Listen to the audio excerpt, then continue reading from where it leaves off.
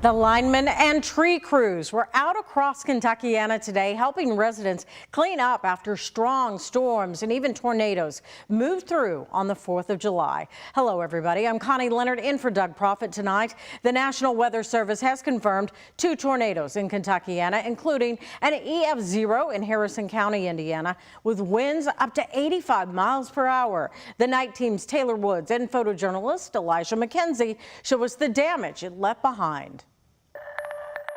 When I came home, my mouth was hanging open. I'm not gonna lie, I was not ready for that. Blaine Whitaker found her car shed destroyed in pieces and trees down in her yard after an EF0 tornado hit Corden, Indiana Thursday afternoon. Definitely glad I wasn't home. I think I would have been scared because everything was flying around. Whitaker took shelter at her parents' home during the tornado. It could have been a lot worse, but I got off pretty easily for what it could have been. It's bizarre for her to look at the protection that once covered her vehicle, now ruined. Luckily, my car wasn't here, or it also would have been destroyed. You can see just how heavy the winds were. The shed was originally right here, but it ended up landing over here. The National Weather Service reported winds up to 85 miles per hour. I feel like the tornado basically kind of lifted it up and kind of threw it against the house a little bit.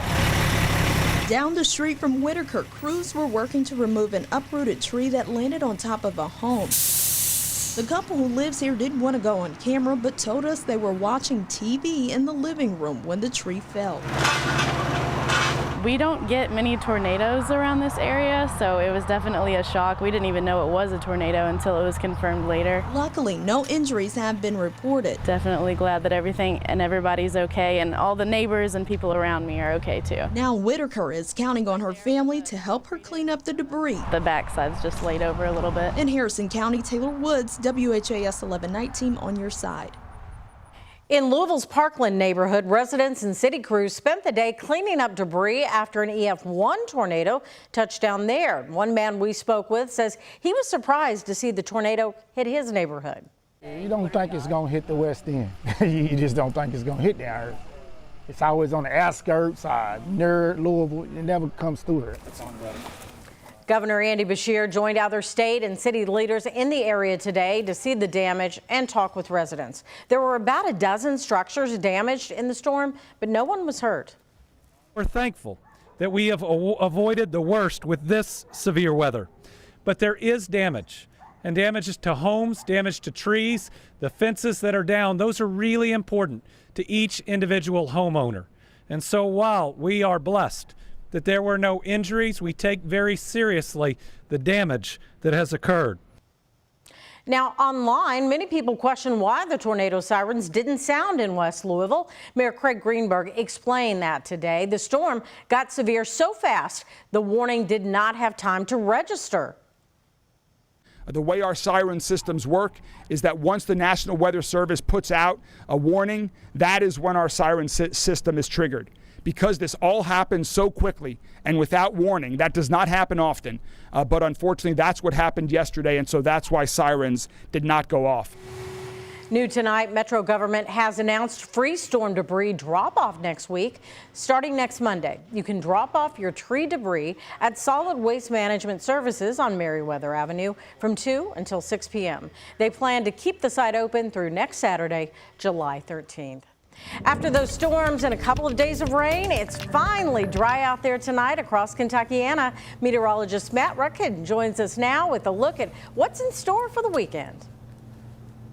Yeah, looking pretty good. If you have cleanup to do, you don't have to worry about active weather on top of what we already saw. I can show that to you with Max HD radar sweeping all clear here in our part of Indiana and Kentucky. To the west and north where our weather's coming from, nothing. I mean, the closest shower is way up by Rockford, Illinois. It's like a 9-10 hour drive. We don't have to worry about that at all. So we've got some nice quiet weather. That'll be the theme here for the next couple of days as we get into at least early week or so. Here's a look at what we're tracking outside right now. It's in these upper 70s, low 80s, both of our airports within about 2 degrees from each other under mostly clear skies. A little muggy out there.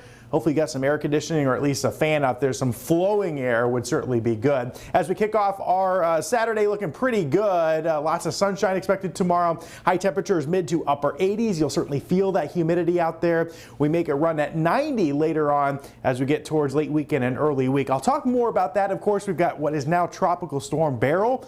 It will likely impact our weather in some extent late next week. I'll break it all down for you coming up in about 15 minutes. Matt, thank you. A New Albany man is facing charges in connection to a shooting at a gas station. New Albany Chief Todd Bailey says the shooting happened around 4 this morning at the Circle K on Charlestown Road. When officers arrived, they found a man with a gunshot wound. He was taken to U of L Hospital, where police say he's expected to survive. Hours after that shooting, Chief Bailey says police arrested and charged 24-year-old Davin Alexander in connection to the shooting. He is charged with aggravated battery. Louisville Metro Police are investigating after a man was found dead in the St. Denis neighborhood early this morning. An LMPD spokesperson says officers responded to Cane Run Road near the Greenbelt around 4:30, where they found the man who appeared to have a gunshot wound. Right now, police are treating this as a death investigation. As his name is floated around as a possible vice president nominee if President Biden withdraws from the race, today Kentucky Governor Andy Beshear addressed his commitment to finishing his term as governor. The only way I would ever consider anything other than this job, which I love, is if I felt that I could help this Commonwealth in special and important ways. Governor Beshear has repeatedly said he'll finish out his second term, but he did tell WHAS11 back in December that he might consider a national office if he could make a, quote, extra difference. Earlier this week, Beshear and several Democratic governors met with President Biden at the White House. The governor says the president was engaged with the group on complicated matters, and he advised President Biden to be open with the American people about his health. Tonight, President Biden addressed those concerns about his health and the calls for him to withdraw as a Democratic nominee. In his first televised interview since the debate, the president answered tough questions from ABC's George Stephanopoulos. ABC's Jacqueline Lee has the answers. In his first televised sit-down interview since the disastrous presidential debate, President Biden telling ABC's George Stephanopoulos he's not going anywhere ahead of the November election. I don't think anybody's more qualified to be president or win this race than me. President Biden acknowledging he had a terrible night on the debate. But your friend Nancy Pelosi actually framed the question that I think is on the minds of millions of Americans. Was this a bad episode or the sign of a more serious condition? It was a bad episode. No indication of any serious condition. I was exhausted. I didn't listen to my instincts in terms of preparing, and I had a bad night. The president also questioned on concerns about his mental fitness. Do you have the mental and physical capacity to do it for another 4 years? I believe so. I wouldn't be running if I didn't think I did. Look, I'm running again because I think I understand best what has to be done to take this nation to a completely new level. We're on our way. We're on our way.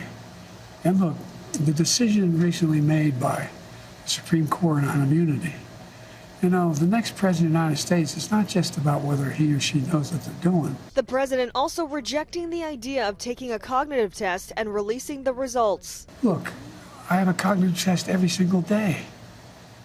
Every day I have that test. Everything I do. You know, not only am I campaigning, but I'm running the world. And that's not how it sounds like hyperbole.